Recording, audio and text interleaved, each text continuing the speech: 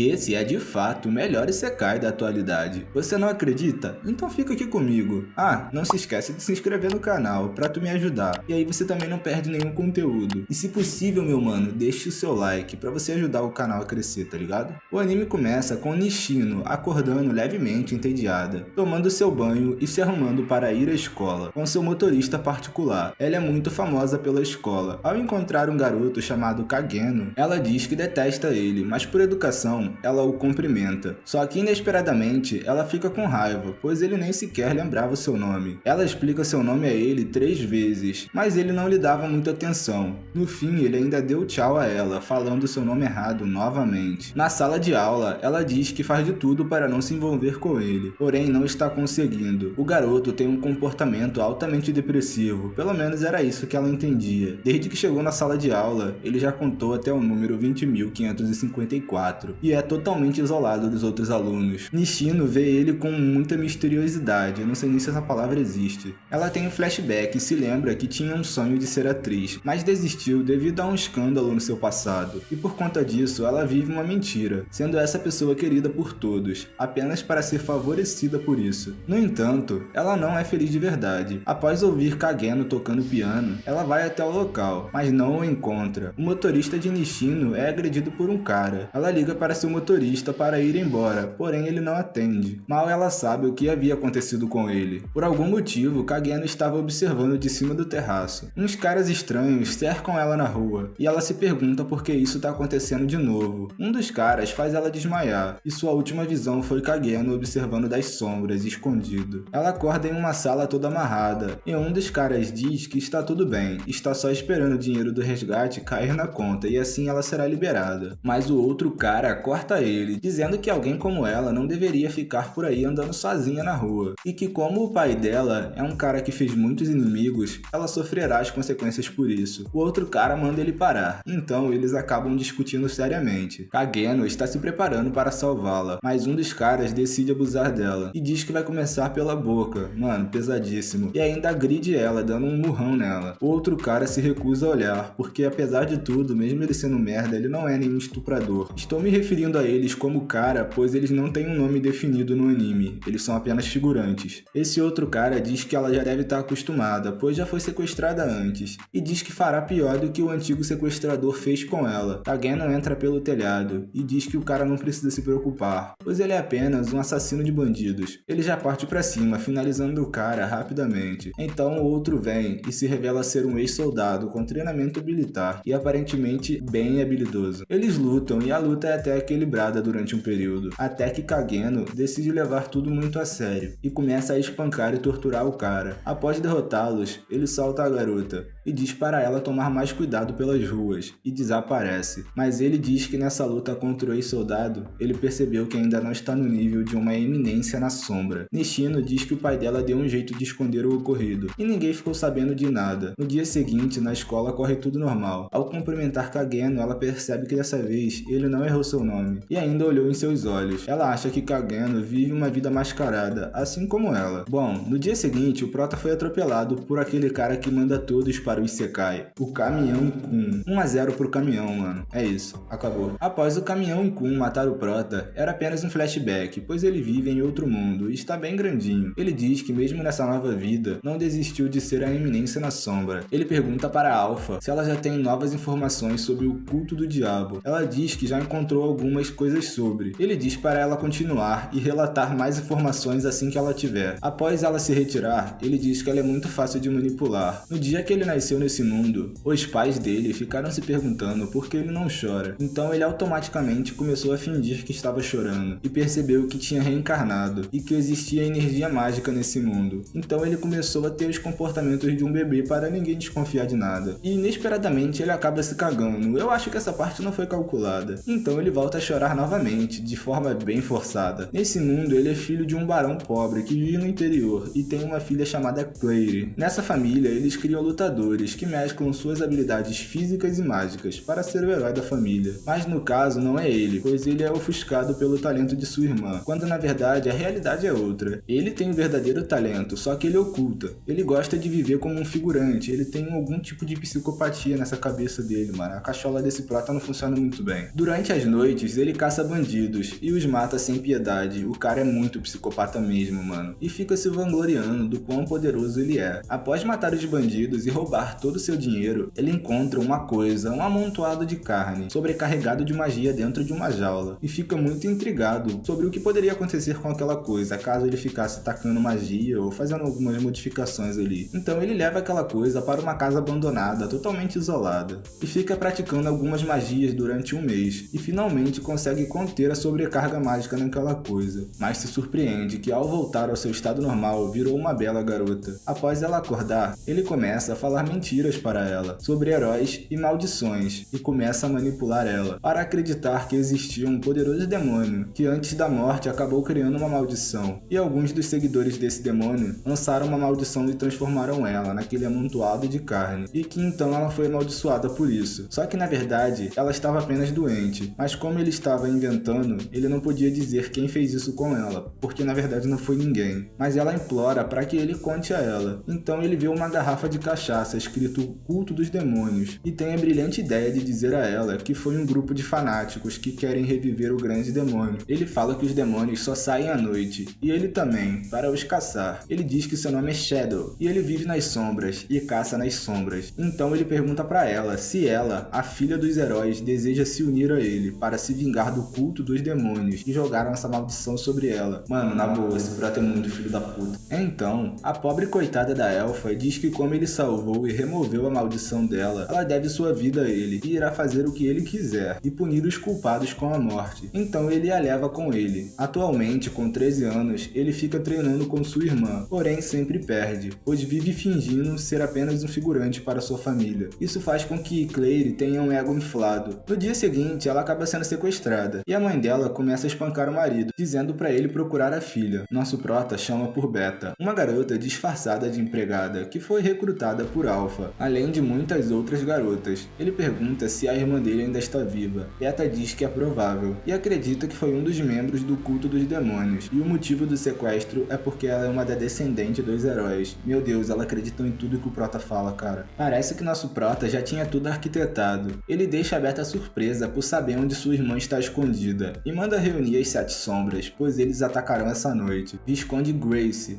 um cara renomado e poderoso, que sequestrou Claire. Ela diz que vai matar ele e também toda a família dele lentamente, mas ele apenas ignora, dizendo que está interessado no irmão dela, pois ele parece esconder as coisas e ser muito promissor. Então ela se automutila para poder se soltar das correntes e o ataca, dizendo que ninguém nunca encostará um dedo no irmão dela, pois é a coisa que ela mais ama. Porém é neutralizada com apenas um golpe e cai no chão. De repente, as sombras de Shadow começam a atacar, neutralizando todos os guardas facilmente. As garotas encontram o Visconde e se iniciam um combate entre ele e Alpha. Ela diz que já sabe de tudo sobre o culto dos diabos e o plano deles. O Visconde diz que não pode ser, como ela descobriu isso, e o pau quebra. Inesperadamente, toda aquela história que o prota inventou da cachola dele, sem querer, é verdade. Porém, nem mesmo ele sabe disso ainda. O Visconde acaba fugindo, mas Alpha o não persegue, pois ele está indo direto para onde está nosso prota.